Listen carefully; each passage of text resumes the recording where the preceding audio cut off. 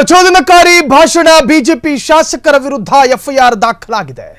Belthangady BJP ಶಾಸಕ ಹರೀಶ್ ಪೂಂಜಾ ವಿರುದ್ಧ FIR ದಾಖಲಾಗಿರುವಂತಹದ್ದು.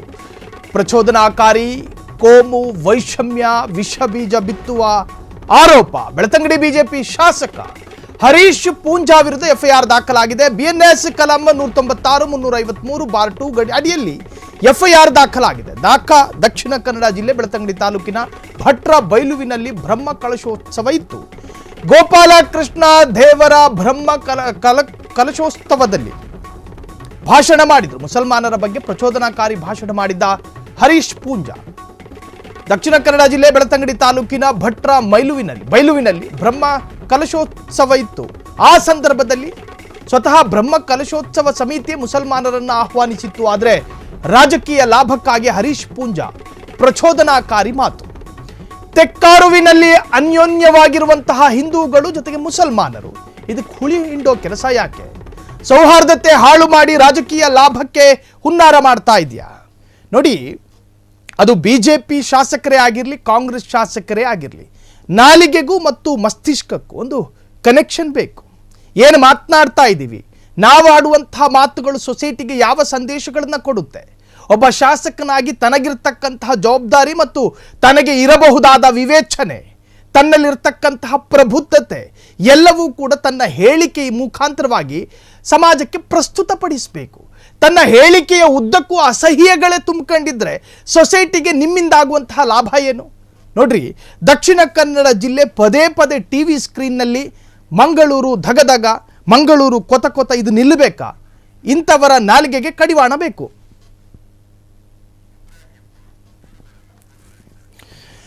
ಈಗ ಹರೀಶ್ ಪೂಂಜಾ ವಿರುದ್ಧ ಎಫ್ಐಆರ್ ದಾಖಲಾಗಿರುವಂತಹದ್ದು. ಸ್ವತಃ ದೂರುದಾರ ಇಬ್ರಾಹಿಂ ಈಗ ಫೋನ್ ಸಂಪರ್ಕದಲ್ಲಿದ್ದಾರೆ. ಸರ್ ನಮಸ್ಕಾರ. ನಮಸ್ಕಾರ ಸರ್. ಇಬ್ರಾಹಿಂ ಅವರೇ, ಈ ಮಂಗಳೂರು ಧಗಧಗ, ಮಂಗಳೂರು ಕೊತ ಅಂತ ಟಿವಿ ಸ್ಕ್ರೀನ್ ಮೇಲೆ ಯಾಕೆ ಪದೇ ಪದೇ ಬರುತ್ತೆ ಅಂತ ಹೇಳಿ ನೀವುಗಳೇ ಆಡ್ಕೊಂಡಿರ್ತಾ ಇರ್ತೀರಿ ಸೋಷಿಯಲ್ ಮೀಡಿಯಾದಲ್ಲಿ. ಅದು ನಿಲ್ಲಬೇಕು ಅಂದ್ರೆ ಈ ತರಹದ, ಅದು ಯಾರೇ ಆಗಿರ್ಲಿ, ಕಾಂಗ್ರೆಸ್ MLA ಆಗಿರ್ಲಿ, ಬಿಜೆಪಿ MLA ಆಗಿರ್ಲಿ, ಅವರ ಮಾತುಗಳು ಸಮಾಜಕ್ಕೆ ಸಂದೇಶ ಸಾರಬೇಕೆ ಹೊರತಾಗಿ ಅಧ್ವಾನಕಾರಿ ಆಗಬಾರದು. ಹರೀಶ್ ಪೂಂಜಾ ವಿರುದ್ಧ ನೀವು ಎಫ್ಐಆರ್ ದಾಖಲು ಮಾಡಿದ್ದೀರಿ. ಯಾವ ಕಾರಣಕ್ಕೆ ಮತ್ತು ಏನು ಉದ್ದೇಶ ನಿಮ್ದು?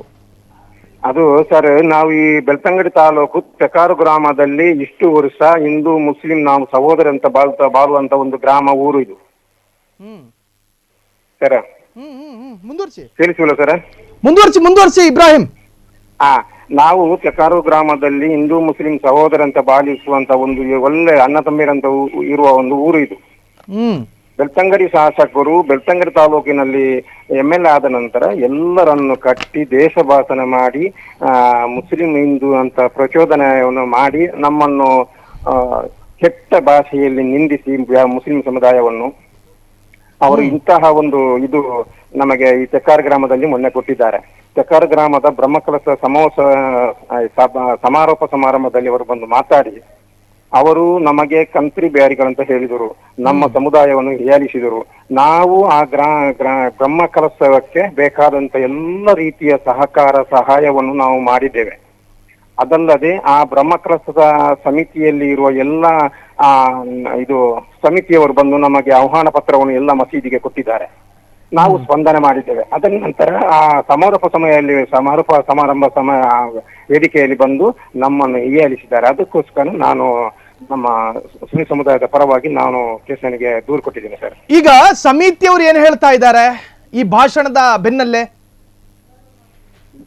ಇದು ಅವರಿಗೆ ನಾವು ಈಗ ಅವರ ಹತ್ರ ಮಾತಾಡ್ಲಿಲ್ಲ. ನಿನ್ನೆ ಕಾರ್ಯಕ್ರಮ ಮುಗಿದಷ್ಟೇ. ಇನ್ನು ಅವರನ್ನು ಕರೆದು ನೀವು ನಮ್ಮನ್ನು ಆಹ್ವಾನಿಸಿದ್ದೀರಿ, ನಿಮಗೆ ಬೇಕಾದ ರೀತಿಯಲ್ಲಿ ಸಹಾಯ ನಾವು ಮಾಡಿದ್ದೇವೆ, ಸಪೋರ್ಟ್ ಮಾಡಿದ್ದೇವೆ ಅಂತ ಕೇಳ್ಬೇಕಂತ ಒಂದು ಉಂಟು ಸರ್. ಅವರು ಈಗ ನಿನ್ನೆಯಿಂದ ಬ್ಯುಸಿಯಲ್ಲಿದ್ದೀರಲ್ಲ ಅವರು. ಈಗ ಈ ಬ್ರಹ್ಮ ಕಳಶಕ್ಕೆ ನೀವು ಹೋಗ್ತೀರಾ? ನಾವು ಕರೆದಿದ್ದೀರಿ, ನಾವೆಲ್ಲ ಹೋಗಿದ್ದೇವೆ.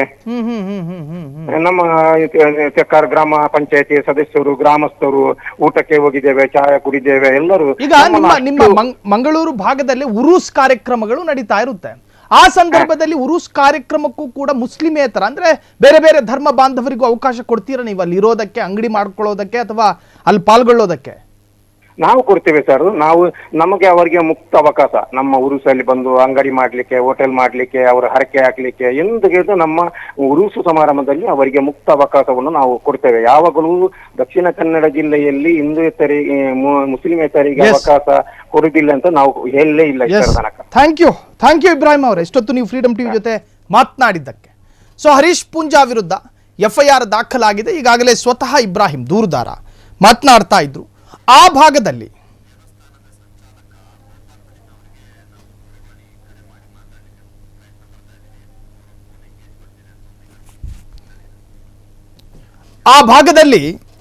ಸೌಹಾರ್ದತೆ ಇತ್ತು, ಆದರೆ ಅದಕ್ಕೆ ಅಡ್ಡಿಪಡಿಸುವಂತ ಕೆಲಸ ಆಗ್ತಾ ಇದೆ. ಈಗಾಗಲೇ ನಾವು ಬ್ರಹ್ಮ ಕಲಶ ಅದರ ಸಂಚಾಲಕರಿಗೂ ಕೂಡ ಫೋನ್ ಸಂಪರ್ಕಕ್ಕೆ ಪ್ರಯತ್ನ ಪಡ್ತಾ ಇದ್ದೀವಿ ನಿರಂತರವಾಗಿ, ಬಟ್ ಸಂಪರ್ಕ ಸಾಧ್ಯ ಆಗ್ತಾ ಇಲ್ಲ. ಅವರ ವರ್ಷನ್ ಅನ್ನು ಕೂಡ ಕೇಳೋದಕ್ಕೆ ಫೋನ್ ಮಾಡಿದ್ವಿ, ಆದರೆ ಅದು ಸಾಧ್ಯ ಆಗ್ತಾ ಇಲ್ಲ ಸಂಪರ್ಕ. ಸೊ ತೆಕ್ಕಾರು ಭಾಗ ಪರಸ್ಪರ ಚೆನ್ನಾಗಿದ್ರು, ಅಲ್ಲಿ ಹಿಂದೂಗಳಿಗೂ ನಕಾರ ಇಲ್ಲ, ಮುಸಲ್ಮಾನರಿಗೂ ನಕಾರ ಇಲ್ಲ, ಬೇರೆ ಧರ್ಮದವರಿಗೂ ಕೂಡ ಯಾವುದೇ ತರಹದ ಅಭ್ಯಂತರ ಆತಂಕಗಳಿಲ್ಲ. ಯಾವಾಗ ಈ ವಿಚಾರಕ್ಕೆ, ಧಾರ್ಮಿಕ ವಿಚಾರಕ್ಕೆ ಈ ಪೊಲಿಟಿಷಿಯನ್ಗಳು ಎಂಟ್ರಿ ಆಗ್ತಾರೋ, ಅವರ ನಾಲಿಗೆಯ ತೆವಲಿನಿಂದ ಹೊರಹೊಮ್ಮುವ ಪದಪ್ರಯೋಗಗಳು ಮತ್ತು ಅವರ ಪದಜಾಲಗಳಲ್ಲಿರ್ತಕ್ಕಂತಹ ರಾಜಕೀಯ ಭಾಷೆಗಳು ಯಾವಾಗ ಸಮಾಜಕ್ಕೆ ಪ್ರಯೋಗ ಆಗುತ್ತೋ ಹೊತ್ಕೊಳ್ಳುತ್ತೆ ನೋಡಿ ಬೆಂಕಿ. ಆ ಭಾಗದಲ್ಲಿ ಪರಸ್ಪರ ಸಹಕಾರಿಗಳಾಗಿದ್ರು. ಬ್ರಹ್ಮ ಕಳಶಕ್ಕೆ ಇವರು ಹೋಗ್ತಾರೆ, ಉರುಸಿಗೆ ಅವರು ಬರ್ತಾ ಇದ್ರು.